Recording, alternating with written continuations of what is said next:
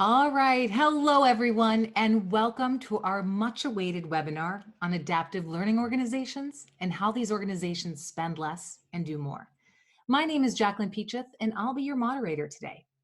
Before we get started, we'd like to acknowledge all the learning leaders who participated in this extensive research involving in-depth conversation and surveys with more than 100 large companies and over 14 million learners. NIIT commissioned this research in early 2020, a little bit before the pandemic totally changed the magnitude of adaptivity required for any business to survive in this fluid environment. Becoming adaptive represents a transformative stage in L&D. This research is a part of our commitment to all of you, our clients, that we want to continue to push the boundaries of innovation and bring you cutting-edge insights on how to make learning more efficient, effective, engaging, and value-creating for your business. So let's take a quick look at the agenda for today. We'll start by setting the stage for the research. We'll explore the ALO model, look at the ALO dimensions, and finally explore what it means for L&D.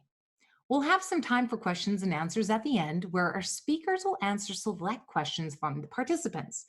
So to submit your questions, go to your menu bar, click on the Q&A little icon, and enter your questions there. Now, let's introduce our speakers. From NIIT, we have Pooja Singh Mehta, our principal consultant, and Al Johnson, our lead consultant from this research. From the Josh Bersin Academy, well, he needs no introduction. It's Josh Bersin, the founder of JBA, and Bill Peltzer, the co-founder of JBA.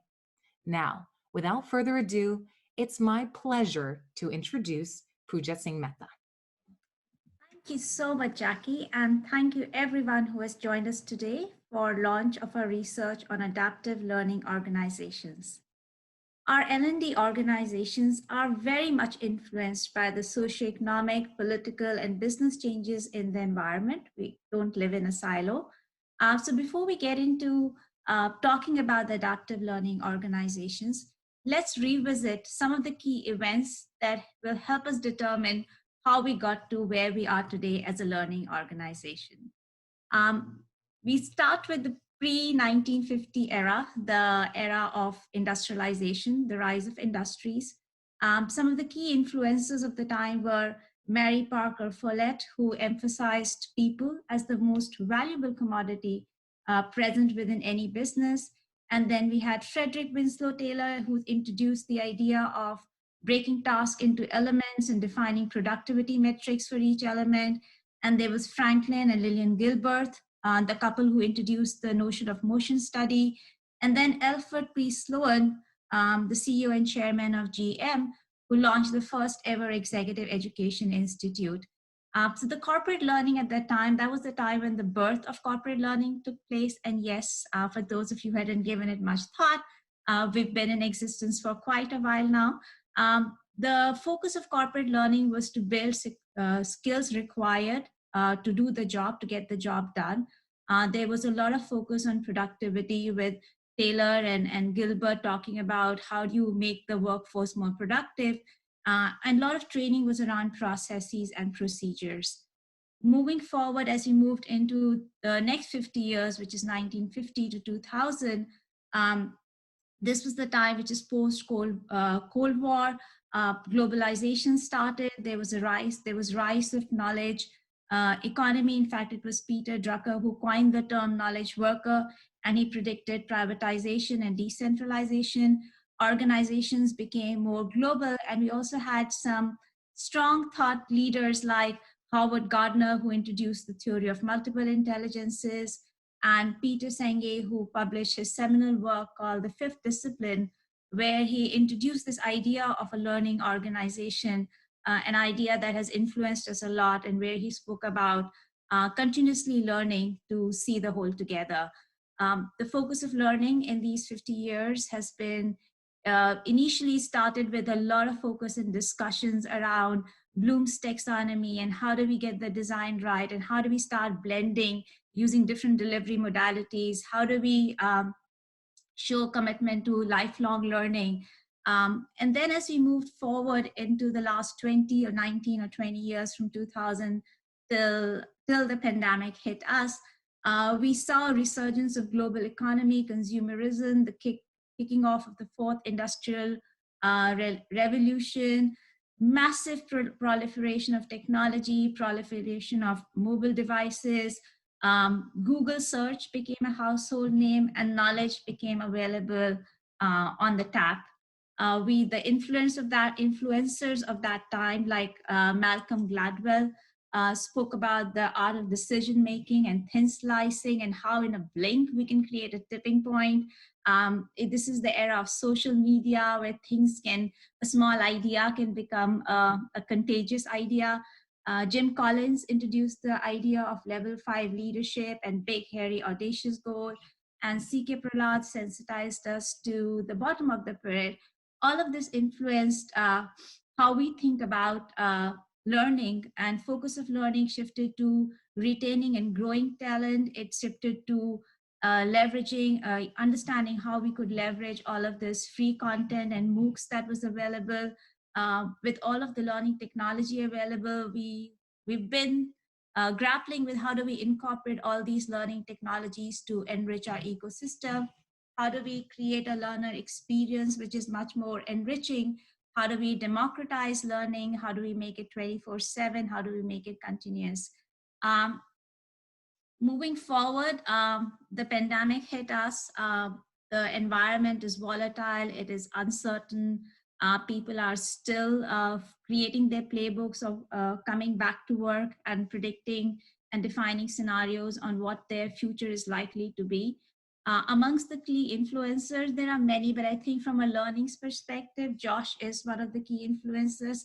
He writes at a speed at which it is hard to keep up to even read his stuff. So he's constantly reviewing the situation, constantly sharing points of view, and that is influencing quite a lot of how we think about corporate learning. And we're still figuring, but I think the one of the notions that comes out really strongly is this notion of a learning organization that is highly adaptable, that is highly responsive, that focusing on learner experience and engagement, and also given the very high volatility in the business, is also focused on efficiency. So that leads us to our next slide, which is the adaptive learning organization. And before I pass over to Al to talk in detail about what an adaptive learning organization is, I want to start with highlighting that as we discovered the characteristics of the adaptive learning organizations and identified these adaptive learning organizations, we found that they have a significant business impact. Adaptive learning organizations spend 27% less. They are 59% more likely to experience business growth, 14% higher career opportunities. They have 15% higher rated senior leaders and 13% higher employee experience, which is coming through the Glassdoor data that we analyzed for these organizations. And with that, I would like to pass it on to Al to introduce the characteristics and practices of adaptive learning organizations.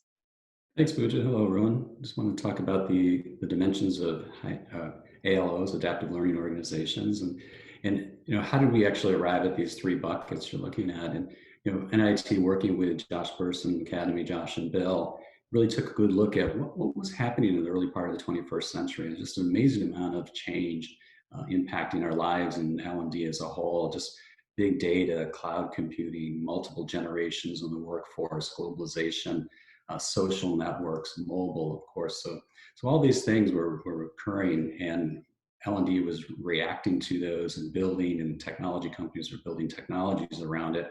When we started to look at the actual practices inside of this and what was making it up, if you just go back one slide, please. What we really found was there are three areas, and it was really the sensing, deciding, and evolving. So it's that ability to analyze and sense data quickly, to make decisions on a global basis, to be flexible, and then to operate in a way that's more agile. creating more value and building those learner experiences. So you can go to the next slide, please. So what we ended up finding was, as we went through this, there were really 15 key practices that stood out. And we're doing a lot of these things, but one thing we found that ALLs were doing was really, they were doing differently. I think that's kind of what stands out, just how they were analyzing trends or building personalization or discovering learning needs. So we'll share more of that in the report itself. You'll get into lots of detail around it. Back with Bersin Associates and reviewing, doing a lot of analysis, leadership always stood out. And with adaptive learning organizations, leadership is really key, and that whole culture around it too. A big focus on roles and capabilities, as well as flexible capacity. So how do we change resources and budgets and technologies to adapt quickly? Those are some of the things that we're seeing. And then from an evolution standpoint, all the fun stuff around emerging technologies, design thinking, agile practices, that really stood out and emerged as key practices from adaptive learning organizations as a whole. So now we just want to take a kind of a quick review of those three areas. And Pooja talked about high performers versus low performers from the talent and business outcomes, and you'll see here that in all these cases, high performers are adopt these practices a little bit more than lower performers are.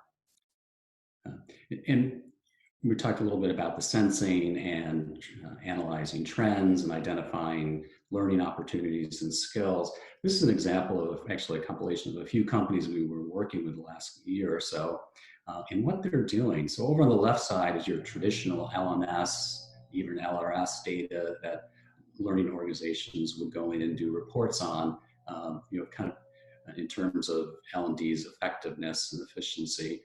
And one thing we've really found is that ALOs tend to take more of a business focus, so they're more externally focused, as well as internally focused. So these organizations in this example are pulling all this data, and not just L&D's doing it, but the whole organization's pulling data into a data warehouse or a data lake, if you will, where over on the right side, L&D is able to utilize enterprise analytics tools to go in and start to make assessments. So it could be, you're looking at leadership capabilities. How do we analyze those capabilities?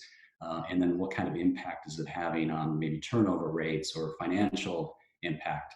So they're starting to look at that type of data, have visualization tools and making insights and actions. And now we're even getting to the point where AI is driving this. If you're familiar with Microsoft Cortex, for example, it's analyzing all your Microsoft 365 data and starting to build out topics and relating to those, the people and content, and building networks around information. So it's actually starting to do this from an AI perspective. So this is where we're seeing organizations starting to shift, more doing analysis from the right side versus traditionally within the learning management system itself. I'm going to hand it over to Pooja to talk a little bit more about Decide.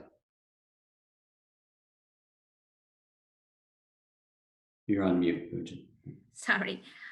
The second capability of an adaptive learning organization is its ability to make highly relevant decisions quickly and plan accordingly, but knowing that the initial plans will change over time. So again, as we saw in Sense, when we looked at the practices, compared them between high performers and low performers, we consistently found that high performing organizations had a higher adoption of these practices versus the low performing organizations.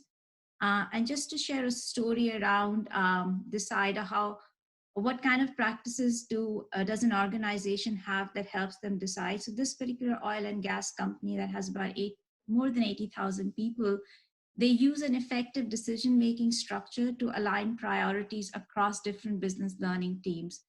So they have a decision-making body that is led by a senior leader, and all business learning leads are members of this decision-making body. All key strategic decisions and priorities are brought into this body for decision-making and are green-lighted if at least two members are willing to sponsor the initiative.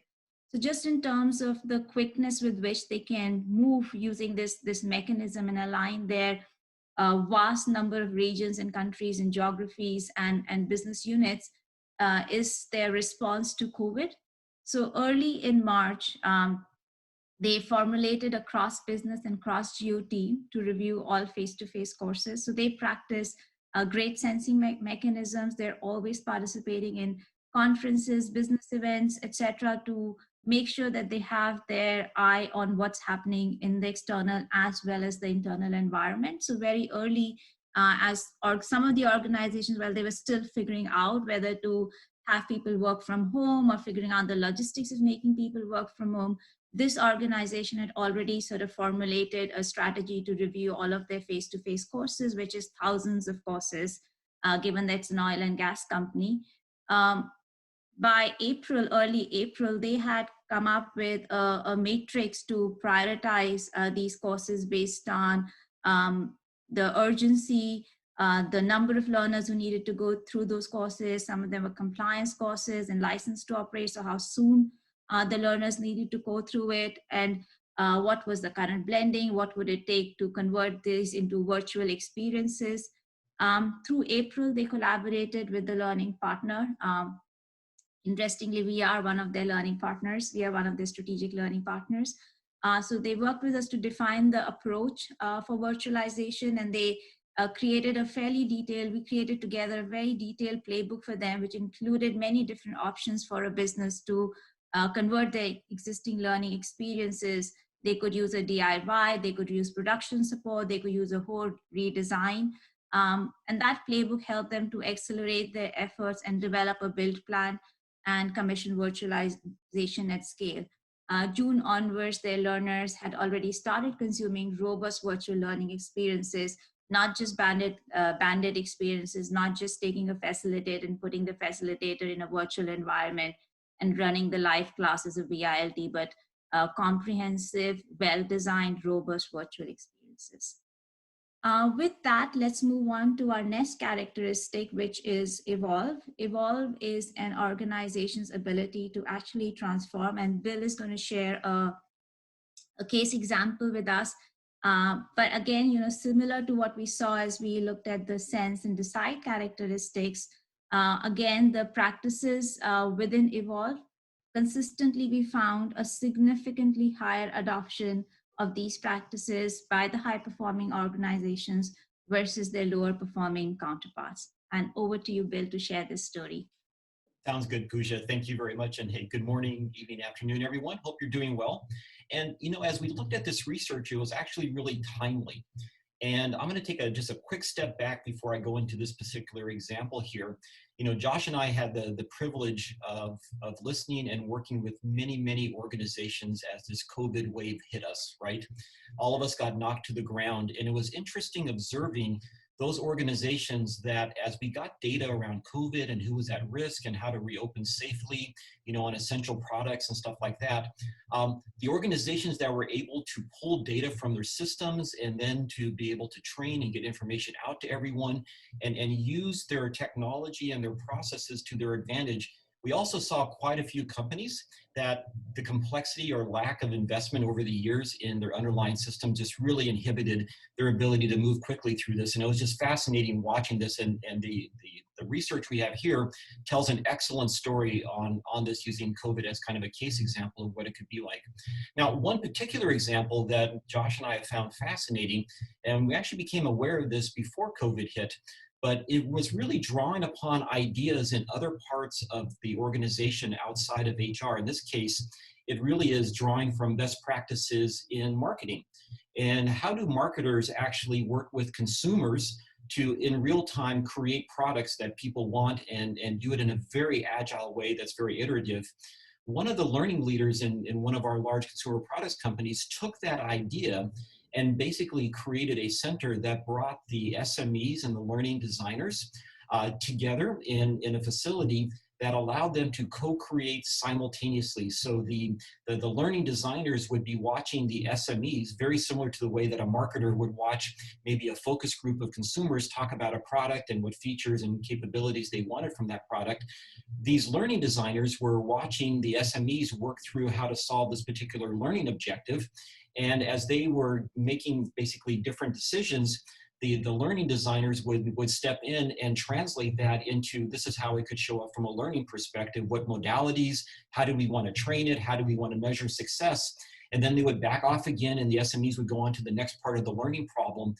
What was interesting from this solution is taking this really kind of solid idea from marketing, bringing it into learning, then the ability to rapidly co-create with the learning designers and the SMEs in the room together and employing the same techniques from consumer marketing to be able to really generate content that, one, was highly usable, was relevant, and the speed at which they were able to go ahead and create this, upwards of 90% quicker and much higher impact than a very traditional ADDIE model where the SMEs go do something and then the learning designers create something in isolation and they send it back.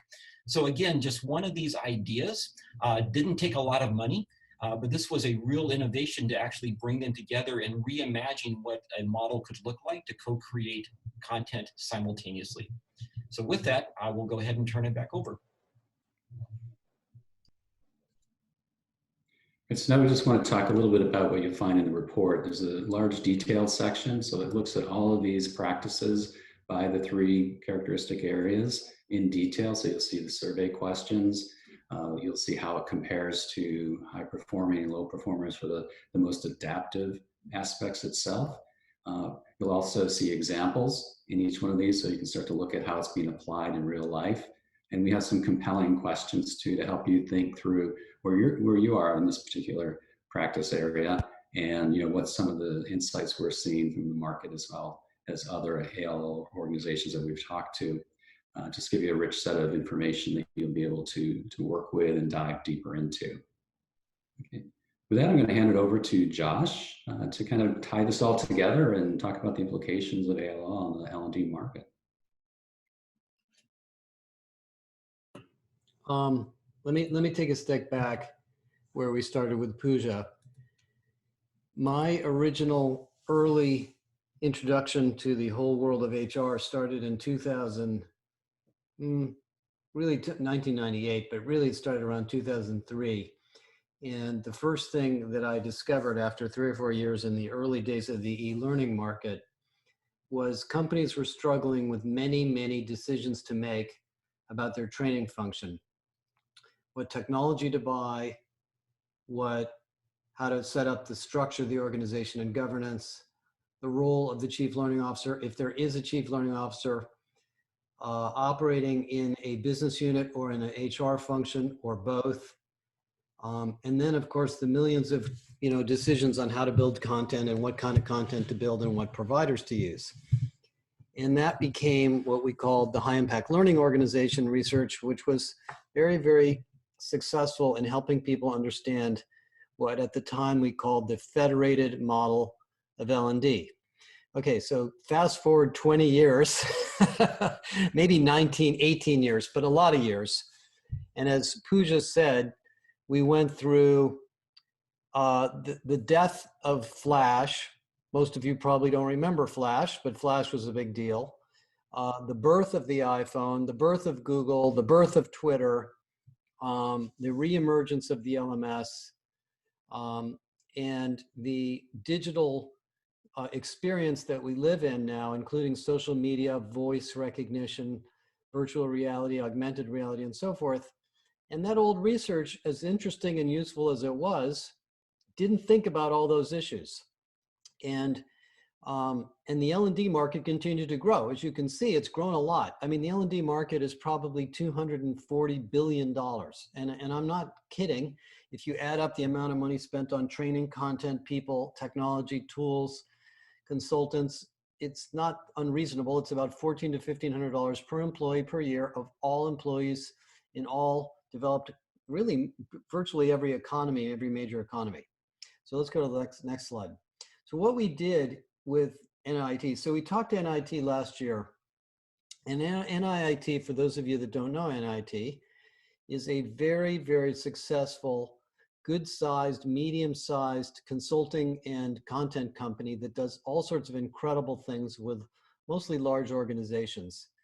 And we decided after, several conversations, what is going on? And the real theme of L&D now is not high impact, it's adaptability, it's agility. And this was before the pandemic, by the way. We had no idea that was coming. And sure enough, that's the only thing that matters right now, is how adaptive you are. Because whatever you were doing in December of last year, I'll bet 50 to 75% of it doesn't seem that relevant this year. And this is, you know, a big deal. So what we set about doing with Pooja and Al and the rest of the folks at NIIT is studying what it means. And so we sat down, as you'll see in the report, and we defined a model with the 3 characteristics that you just saw. The idea of sensing, deciding, and evolving. And there's actually 25 elements to that model. And we discovered, lo and behold, the adaptive learning organizations are significantly more successful than the others, not just a little, significantly. The companies that have adaptive learning organizations are growing at, I forgot the number, 30 to 40% higher. And during the pandemic, I'd be willing to guarantee, we haven't gone back and looked at this, that those are the companies that are thriving. And you guys know this, what you've had to teach people about this year: work at home, mental well-being, resilience, public health, social distancing, on and on and on, plus, you know, racial justice and everything else, and diversity. And this is in the, as Pooja showed you, this is in the context of where this entire profession and industry is going. You can see we went, during that period I just described, we went through a big period around 2005 to 2010 where all we worried about was the LMS and the content, or what we called the competency-based learning. And then digital came along and really just upset that. And we went through a period of LXPs where we thought the LXP was going to be the nirvana to everything. And where we are today, as I'm going to talk to you about, is, as the research clearly points out, by the way, learning in the flow of work, making learning relevant to your daily life, not a departure, and organizing it around capabilities, not programs and content. Sounds easy, but it's a little trickier than it looks. Let's go to the next slide. Now, the learning market is one of the most complex tech markets in HR. I don't know the answer to this, but I always used to believe there are probably more lines of code in the LMS than there are in the entire suite of talent software. And I'm sure the recruiting people will argue with me on that. But anyway, there's a lot there. And the reason there's a lot there is there's a lot going on. We have the issue of the experience and finding things and making sure you can easily enter and depart the programs and content that you need. There's the recommendation engines and the search engines. There's, in the pink, or sort of the salmon color there, all of the modalities of learning. And by the way, those modalities are very rarely included in any one platform. Those are each in their own tricky. There's the content, there's the development and delivery and assembly of content.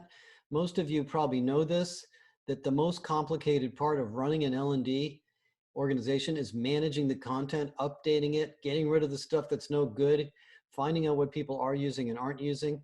Then there's the business rules, which is what the LMS really does. Who's supposed to take what course when? Do I have to pay for this? Is there a prerequisite? Does my manager need to improve? Am I on the right version? And so forth. And then there's all the data. And the data part is massively confusing, and I'll show you in a minute. We found, of course, in the research that the companies that are the most adaptive have a good handle on the data, because they can make much faster decisions about what audience group or what cohort or what team or what program or what piece of content is highly performing and underperforming.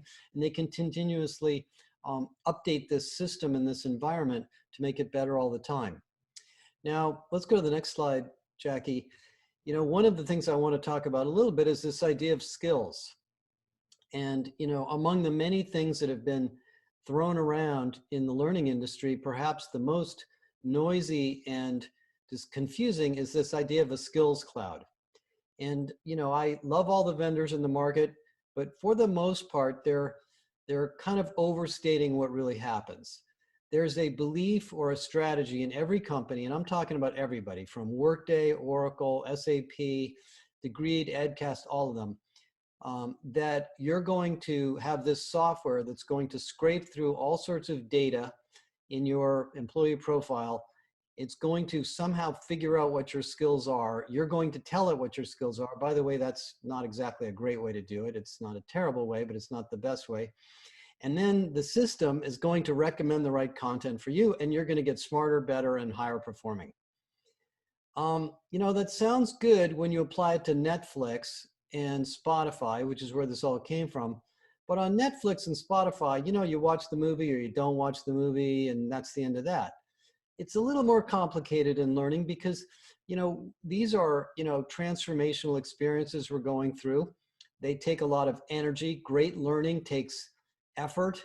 And, you know, a 5-minute learning experience is helpful, but it really won't transform your career. So what's really happening is we're focusing, what we're trying to convince you guys to do, and this is what we talked about with all the companies in this study, is to focus on the business capabilities that your organization needs. Not every organization needs the same capabilities. A large bank needs a whole army of people that understand cybersecurity. I'm not sure a healthcare provider needs that many people. They need a few, as we found out about the last couple of weeks, but they don't need a whole army of people doing it. So we need to organize our content around capabilities. And on the left side of the picture, the same thing's happening in the HR world, where we don't assign the capabilities to a job the way we used to. We assign them to a role, because regardless of the job that may have popped out of the ERP system, what you actually do in a given day might have to do with a project or an initiative, or really more of a role. So we need to design, you know, adaptive solutions that fit this model, not the old model that I showed you from the sort of 2005 to 2010 or so era. Okay, next slide. Now I mentioned data, and I'm not going to get too bogged down on this, but let me just show you this picture. You know, adaptive learning organizations have learning architects. They have someone somewhere in IT or in HR or in L&D who knows where the data is. As much as I know, a lot of L&D people are teachers, instructional designers, consultants. You will not be highly adaptive unless you have a good data architecture. And I'm not going to go through all of these little pieces here, but what you can see is the data is not all in one place.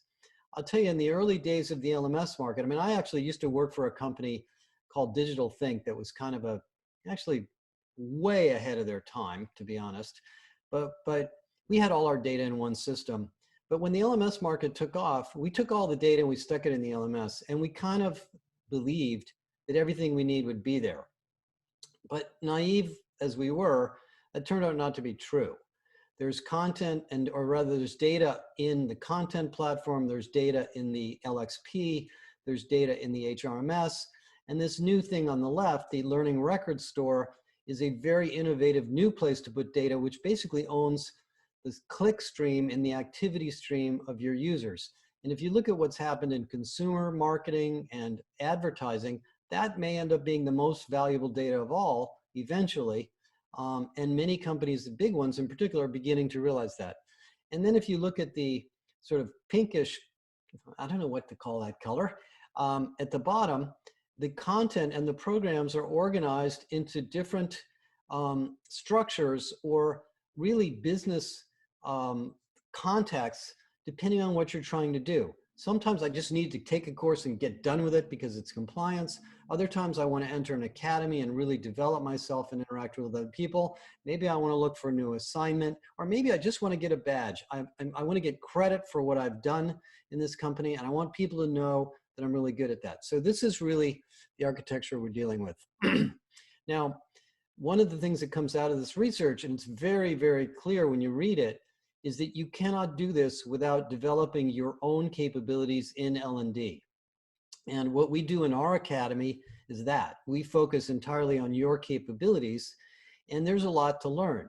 I won't go through all of these little boxes, but you can see easily the old to new. In the original, maybe 20-year-old L&D department, we had instructors, we had infrastructure people who managed courses and programs and scheduled classrooms and found out where all the slide projectors were and, you know, the books.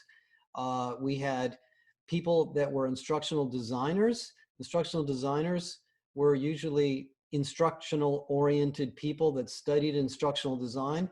And then we had some technology people that built things, but that was a relatively small number.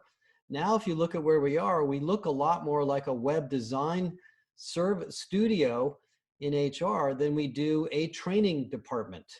And user interface design, understanding many new advanced forms of media. By the way, you better be studying TikTok because there's a lot of lessons there on how to build great learning. And I'm sure many of you know that VR and AR is coming just about as fast. So all those things are new. And that is part of being agile also, or adaptive, excuse me. Second thing I want to show you is the fact that the job titles have changed. One of the pieces of evidence that a profession is changing is not going in and looking what everybody's doing, it's looking at the job titles. And if you look at those job titles on the right, they didn't even exist 20 years ago. Nobody knew what they were. Now we have people that are product managers, we have people called learning architects. I think we need a job called capability leader or capability consultant. Community management isn't just sort of a joke anymore. It's actually very serious and it has to be done carefully. Data architecture, learning experience designer. So this is part of becoming an adaptive learning organization too, is really thinking about how you're set up internally. The other thing I want to touch on, and before I kind of turn it back over to Pooja, is the way we deliver learning. Now, you might imagine in this day of the pandemic that everything can be done through digital. And, we're kind of experimenting with that this year, but it doesn't work. Every single learning study that's ever done shows that the best learning experiences are multifaceted. They include self-study, they include serious effort, they include group conversations online or in person, and they include on-the-job learning, support, coaching from people in the organization. And that gets me, and there are different delivery options too. Let me just show you the next slide. There are times when in the flow of work, somebody will just want to find something they need, or it'll be directed to them and nudged on demand. There are times when they will want it because they need it for a capability that's badly needed, and they have decided, or somebody has told them that they need to get upskilled in something. There are times when the learning will be mandatory, and there are times when it will simply be compliance-based, and we're going to make sure everybody gets it. And if they don't get it, something's going to happen to make sure they do get it. We have to accommodate all that. The way to do that is through what I call a capability academy. And I won't spend a lot of time on this. This is one of the dimensions of the study. And we actually interviewed 53 companies and asked them about this idea. And it was interesting. Some of them immediately got it, and some of them kind of couldn't figure out what we were talking about. A capability academy is the opportunity for you to think about your company in terms of the business capabilities needed to succeed in different business areas. A business capability might be sales. I think everybody has a need for capability in sales. It might be, if you're an insurance company, actuarial analysis. If you're a bank, it might be cybersecurity. If you're a professional services company, it might be relationship building and account management, and obviously consulting. And building these academies with business leaders as sponsors, and then, as you can see from this chart, using a whole variety of techniques and modalities to deliver learning. Our academy, the JBA, is one of these. And one of the ways I've become more aware of what this is by doing it. And as we studied it with the ALO study with NIIT, we found that the companies that were operating in this manner were in the high performing group. So this is something you need to think about. The final thing I want to touch on is scale. When you're small, adaptability is pretty easy because there's only one person and you just do whatever you need to do. And then when you have a 5-person learning department, it's pretty easy because you know what everybody's doing. You can get together and talk about it, and you can just divide up the work. When you have 100 people in the learning department, it gets a little harder. Then you have a head of sales training. Then you had a head of leadership development. Then you have somebody in some country who's responsible for onboarding. And then you have somebody in another country who's responsible for compliance. And then somebody buys another company and they have a training department of their own. And the next thing you know, you have 3 training departments. It gets really complicated. And one of the things that I think this research showed was that being adaptable is even more valuable the larger you get. It's harder, but it's more important. As I said, being adaptable when you're small is natural. For those of you that are in bigger companies, I think a lot of you are, being adaptable has even more potential. Because what you really need to do, which is something we learned back in 2004, is you need to find a way to centralize and standardize as much of the non-strategic things as you can and distribute and empower much of the local high value stuff as possible. And that is very much a part of being adaptive also. Okay, I'm going to wrap up with just one more chart. This is sort of a very hard to read picture of all the stuff we studied. And as you read through the report, and it's really, really a well, I want to thank NIIT for doing the publishing, and Al did a lot of the writing. It's very, very comprehensive. You're going to see when you go through each of these areas that each one of these line items or 25 practices warrants a discussion in your company. You're not going to do all of them all the time, but you can see that the high performing organizations were significantly outperforming the low performers. I won't mention the company names, but some of the companies in the low performing group are really struggling companies. And it does lead you to ask the question, you know, what's the chicken and the egg here? Do high performing companies invest in ALO because they are high performing, or does it create high performance? I'm not sure we're ever going to answer that, but I'll tell you that the statistics are clear that the more adaptable and adaptive you are, the better your organization is going to perform. And if you just think about our experiences here in the pandemic, I think most of you have seen that firsthand. Okay, Pooja, thank you very much for giving me the opportunity to go through this. And it has been really a fantastic project working with you guys. And we're looking forward to answering any questions. Thank you so much, Josh. And I also just want to clarify to everyone on this call that when we're talking about low performing and high performing companies, we worked with a fairly homogeneous group in terms of the size and complexity. So each of the companies who participated in this study, all of them are large, global, complex organizations. So we're not talking about like small companies versus large companies.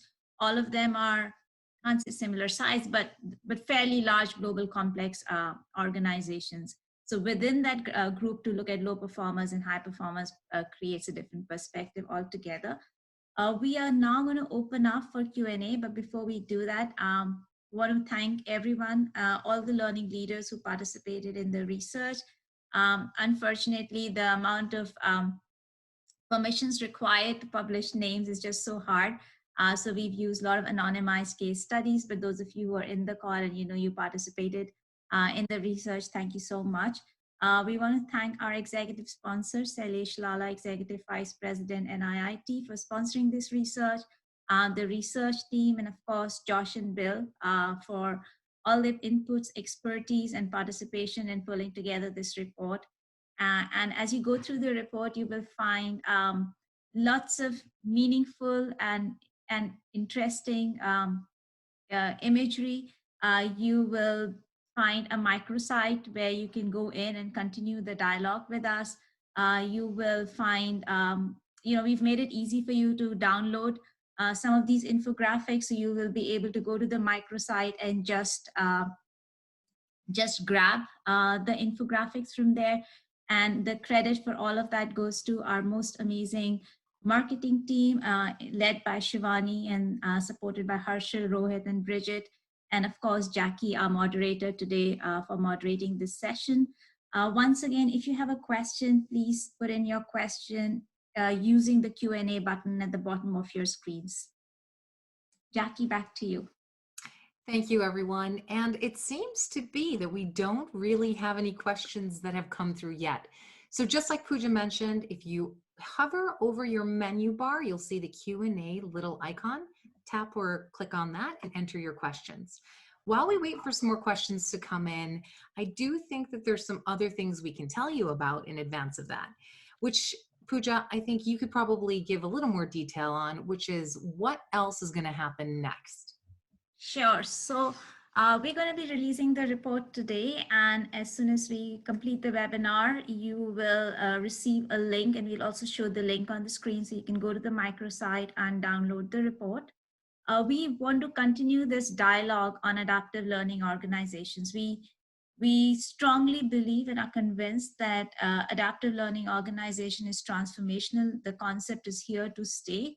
However, the practices and their adoption will change over time. So the practices will evolve and also their level of adoption will change.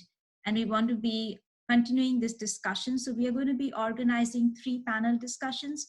And in the panel discussions, you will be able to meet some of the leaders who lead organizations that are a lot more adaptive. These will be on December 10th, January 19th, and February 2.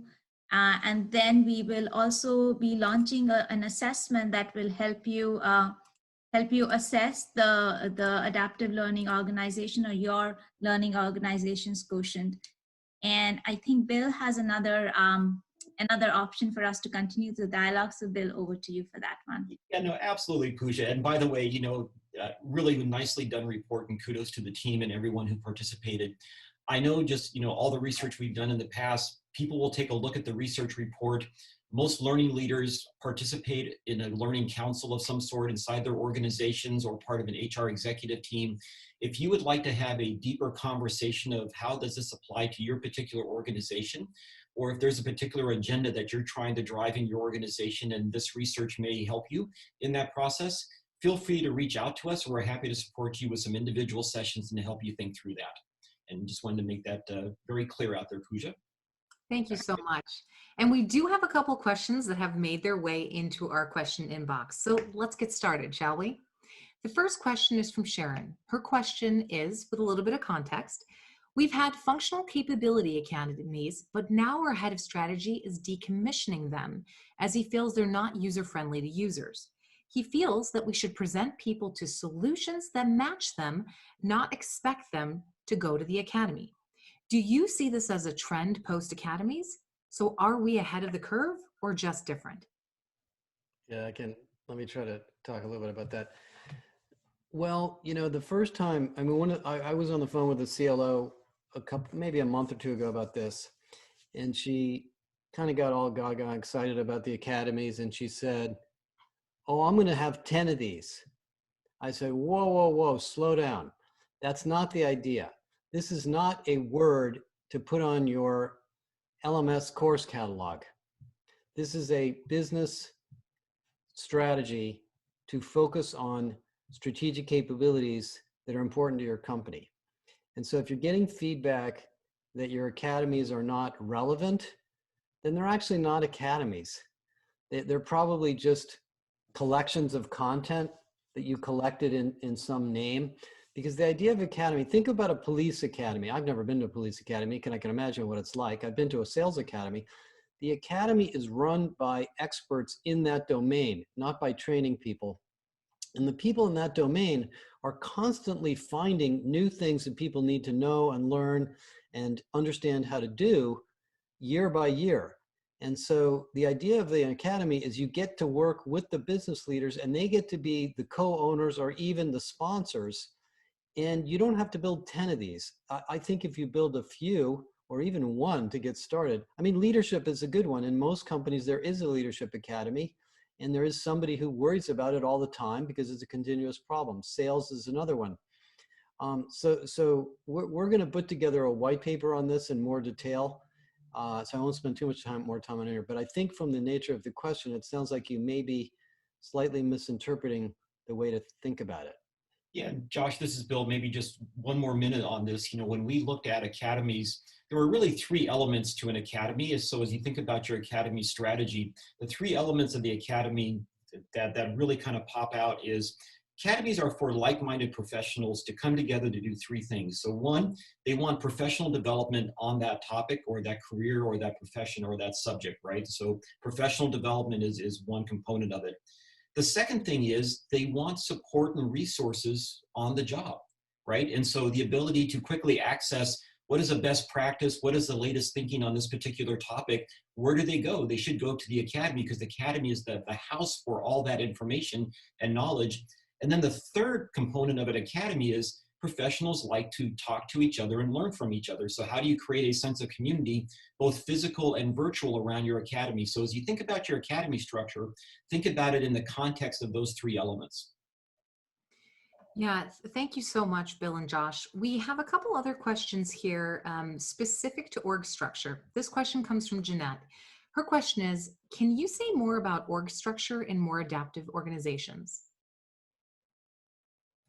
Well, there's a lot. I mean, I'll make a comment on that and let you guys talk. I mean, the best org structure in L&D is what I call federated, where there's a centralized standards group that handles things that you decide you want to standardize. And then there's a local person or team that either designs or delivers content at a local level.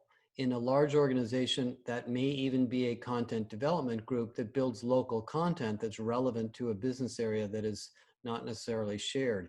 But the most important thing is for these groups to be interconnected.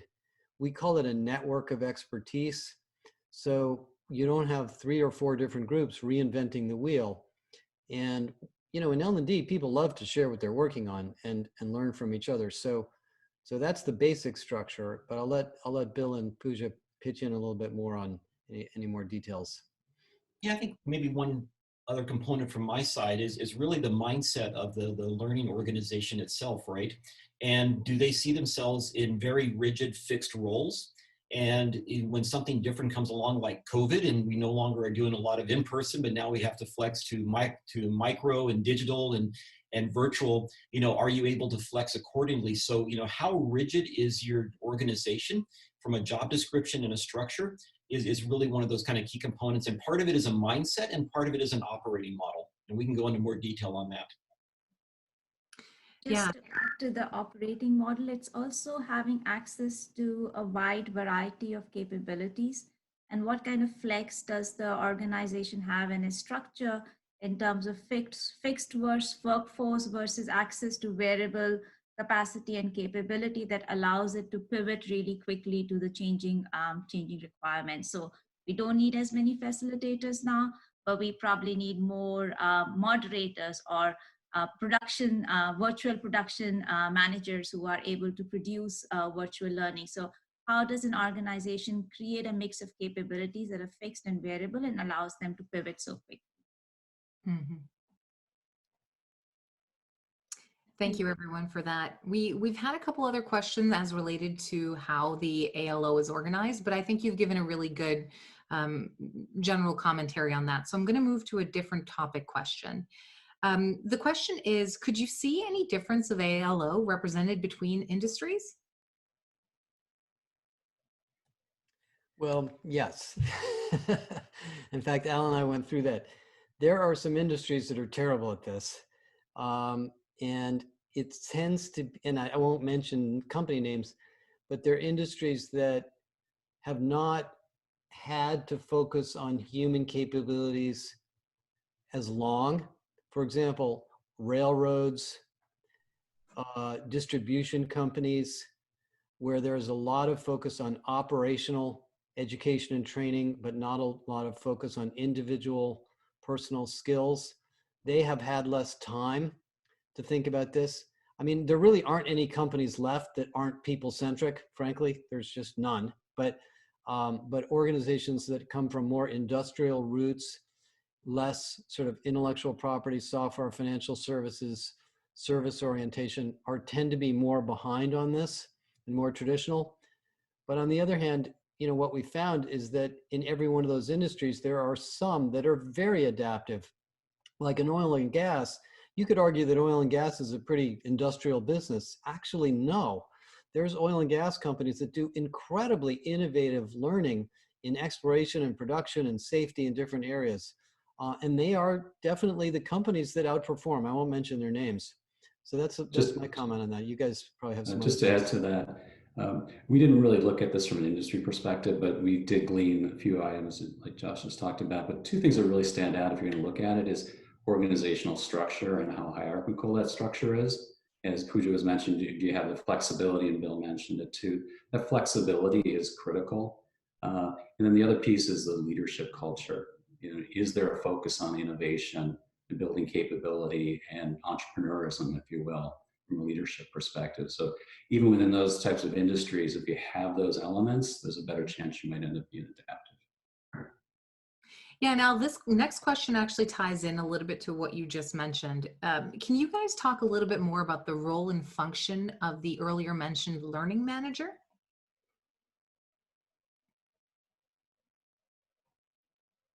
Okay, I'm not sure. Let me try that. Well, I don't know if that's the learning executive or the learning manager. I don't know if there is a learning manager job the way there used to be. There used to be a job of sort of running the learning group or the learning, the training center. There used to be somebody who ran the training center. I mean, at Deloitte, there's a whole university there. Those jobs are still there, but as you could see from that chart I had that had some of the job descriptions, I think we have much more specialized hybrid roles now, where you're a performance consultant, designer, or you're an analyst and a data person, or you're a facilitator of communities, or you're a consultant helping people solve problems around the core program. This idea of a general training manager might be a job description in a small company, but I'm not sure that job is as common as it was in the past. Yeah, I think the evolution there, Josh, and kind of what we're seeing, and you talked about this quite a bit, is the mindset of a product manager and how product management is coming into learning. And so if you think about learning manager from 20 years ago, operating for efficiency and scale, and today what we see, if you have a learning manager title, you're thinking more like a product manager than what you may historically thought of as a learning manager. The one thing I would just say about this idea of a product manager, there's many things product managers do, but the most important thing is they worry about the customers. And if the product isn't selling, they fix it. And that's kind of the essence of what we need to do now, constantly thinking about the customer. Yeah, that's a very good point. One of the final questions here we have is from someone that's saying, understanding the context of the user, not just organizational information, is critical to personalize the content offered. Training, tools, templates, etc. Have you seen that technology is making this possible? No, I mean, I think Absolutely. it's, Oh, go ahead, Josh. my thought on that. Oh, Al, go ahead. Did you want to answer?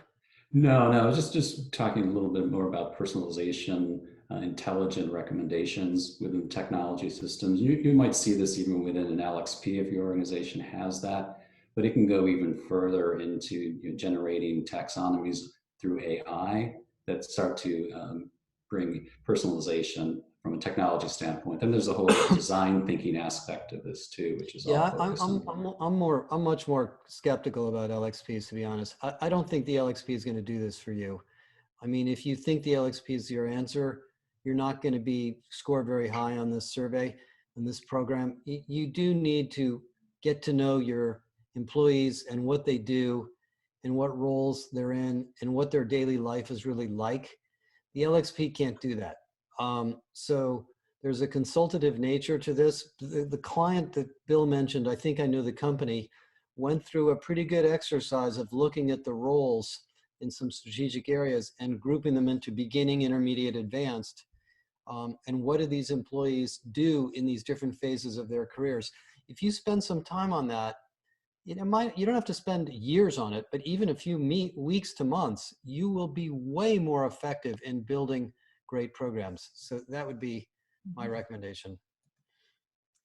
Thank you, Al, for all of the great questions and obviously for our panelists for all your great responses. With that, we are just shy of 2 minutes to the end of our session here, and I just wanted to bring your attention to what's showing on the screen.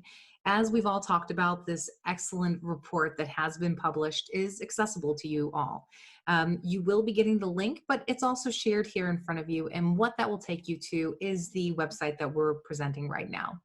On this website, you can put in your information and download it, and you get the PDF immediately, which is wonderful. So you can also put in information if you want to be contacted for a conversation, which I certainly highly recommend, because there's so much good stuff that we can all talk about here in this research. So with that, I want to thank you all so much for all of your attention, but even more so, thank you all that were a part of the panelists for all the hard work with all of your research. I know that I really enjoyed it, and I was just the moderator. So I hope you all have a wonderful rest of your day, and thank you again for joining us today.